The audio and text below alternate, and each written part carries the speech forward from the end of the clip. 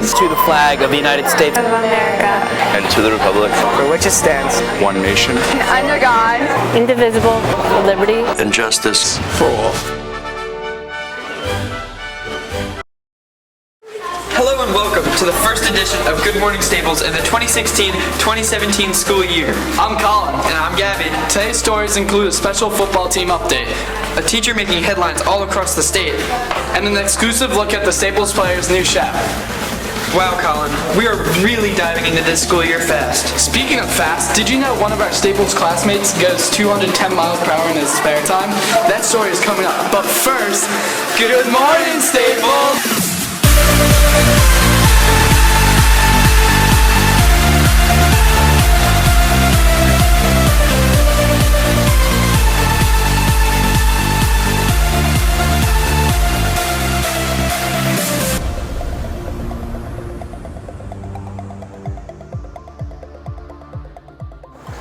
Flying around in a car at almost 200 miles an hour with your hair on fire is not everyone's idea of fun. But for one Staples student, it's way more than that. Reporter Sam Larkin has this high-octane story. Do you have an amazing secret no one knows about? Spencer Brockman does. He's a Formula One race car driver. At age 16, Brockman knows it's not something you will find most teens doing, but his competitors could care less. Brockman in the cockpit faces some of the nation's toughest racers at speeds that make quick decisions a priority. Well, I'm one of the youngest in my class, and I race against people that are much older than me, have a lot more experience, they've been racing for a long time. So it's hard being up against people, but it's also fun because if I'm just as fast as them, it's really good racing, and it's cool to see how they look at it when they see someone who's 16 years old come and race them when they've been racing for 10 or 12 years. Clearly there's a time management issue with racing. What sacrifices are you making to pursue your racing career? Well, I do have to miss a lot of school. I'm traveling, always on an airplane. Last year I missed almost 40 days of school. 2 weeks ago during the national championship I was gone for 9 days, missed 5 days of school, and it's hard, but I love doing it, and I make up all my work, so it's all good. In 5 years, the goal is to either have a contract with a professional team or already on a professional team in either Europe or the United States, but the younger it is, the better, but by the time you turn 20, you want to be either talking or already on a contract with a professional team. What do you like the most about Spencer's racing? I like the fact that it's like really unique in a completely different environment, and I love supporting him through all of his races and stuff because that's something that motivates him. Watch out for this speed demon on the streets. It's Brandon Adrian reporting for you. Good morning, Staples. Wow, there's nothing like being a winner. She may not be a champion car driver like Spencer, but one teacher at Staples is looking for a state title of her own. Reporter Ava Simonovic has the story. Staples English teacher Miss Fulco, who has been awarded as Teacher of the Year in our district, is on her path to something even bigger. She is in the running for State Teacher of the Year, but that's not to say that she isn't honored or overwhelmed with happiness for her first achievement in the district. Very surprised. This was not anything that I expected. I was deeply moved to know that my colleagues had nominated me and supported me. It was an incredible feeling to know that I had their support, especially coming off of such a difficult year last year. Well, I think that there are a lot of challenges. There are always unique challenges every single year. And when you're entering a classroom, it always has a different kind of dynamic. So every year you have the challenge to kind of explore what the needs are, what their interests are, and how best to engage them. Being nominated for the State of Connecticut Teacher of the Year award mean to you? That also was an amazing honor to be named a semifinalist for the state. I never imagined anything like that would ever happen. And it's an incredible honor. So, what is it like working with Miss Fulco?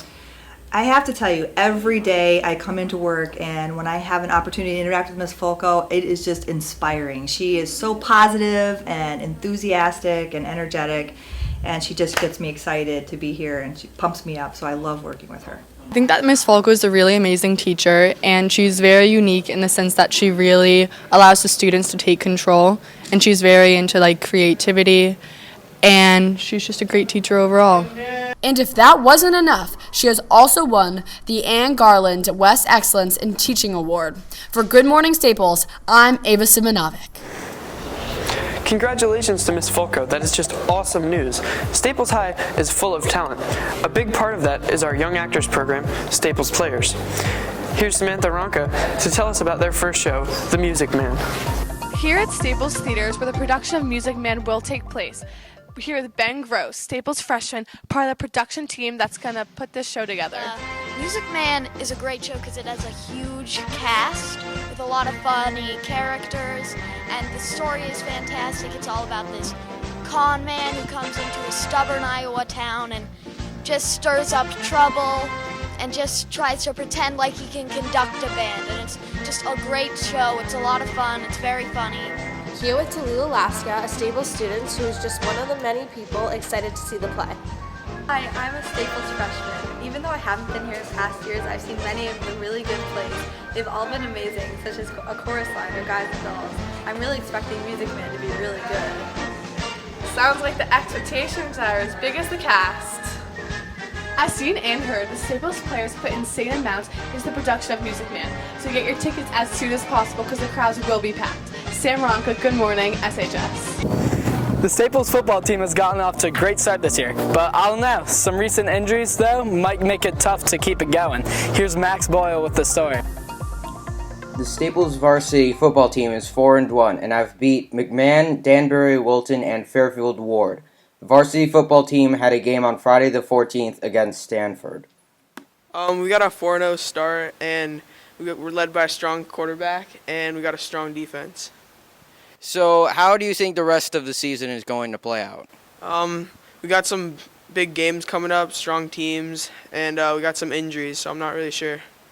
So are there any big games that you would like to let Staples know about? Yeah, the biggest game is Greenwich. They're undefeated, and they got some big kids, so we got to get ready. All right, so this has been Maxwell Boyle, Staples TV. Wow, Colin, it sounds like the football team is killing it. Overall, some great things are happening at Staples so far this year. Yeah, and more to come, of course. Thanks for watching today's show. We'll be back on Thursday with some more awesome stuff. See ya!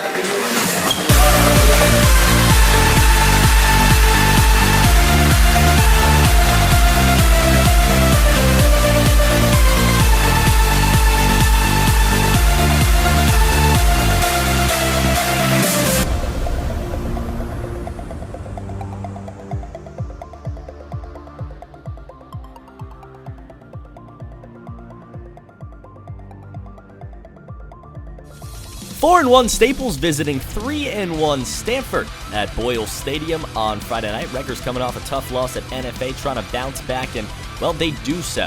Pick it up here, first quarter, opening drive of the ball game. Andrew Speed flicks it out to Ryan Fitton. The big UConn commit rumbles in, and he gets his first touchdown of the 2016 season, gives Staples a 7-0 lead. But Stanford would respond. First play from scrimmage offensively for the Black Knights. A little toss to Cam Freckleton. He gets around the outside, and he's gone. What a response from Stanford, and they tie it up at 7 apiece. But the Wreckers offensively would rely on their running back, Harris Levy. He took the ball inside the 20 and now takes it in for the score to cap off the drive. Wreckers go up 1 score. Later, Wreckers back with the football, and they're going back to Fitton. A big catch over the middle by the tight end on a seam route, and that would set up this. A little handoff to Levy, and again, he waltzes in for a 1-yard score.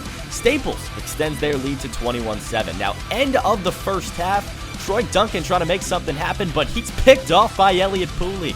The senior would return it inside the 5-yard line, and that would give the Staples offense some prime position to work with, and guess who they're going to?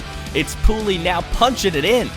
And the Wreckers take a 28-7 lead into halftime, but Stanford would come out in a big way. Tyrell Diaz bowling his way over a few defenders and powering his way into the end zone, makes it 28-13 after the missed PAT, but in the end, well, just too much Wrecker offense. This time it's Pooley again off an option pitch from Andrew Speed.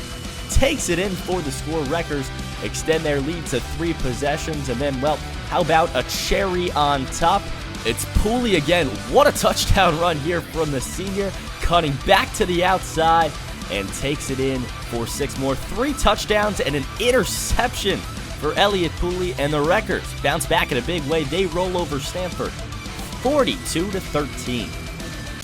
Staples visiting Darien in a huge FCAC field hockey matchup. The Wreckers undefeated and the Blue Wave defending FCAC champs pick it up here just a minute and 23 seconds in. Katie Elders gets Darien on the score sheet off the rebound. Gives the Blue Wave a 1-0 lead. But the Wreckers' offensive pressure was relentless early. Ellie Fair here misses just wide of the net. It was the penalty corners. Wreckers got up over double digits in the ball game here. This one parried away. A Colleen Bannon try kicked away by Callie Coughlin, and then later Coughlin, this time saving Christine Taylor not once but twice, and the third shot goes wide once again. Coughlin had one heck of a game in goal for the Blue Wave, but the Wreckers, again, not to be denied. This time, Coughlin stops, but Gabriela Vega finds the rebound and puts it home with 17:45 to go in the ball game. It's 1-1. Wreckers again continuing an assault on net, but Coughlin and the Darien defense come up with a big stop, and we are headed to overtime. Really only one chance between the two teams of any noteworthiness, and it was this one by Darien, but the Wreckers able to get the stop, put it out of bounds, and that would do it. In a battle of an unbeaten and a defending champion, it's a tie. 1-1 between Staples and Darien.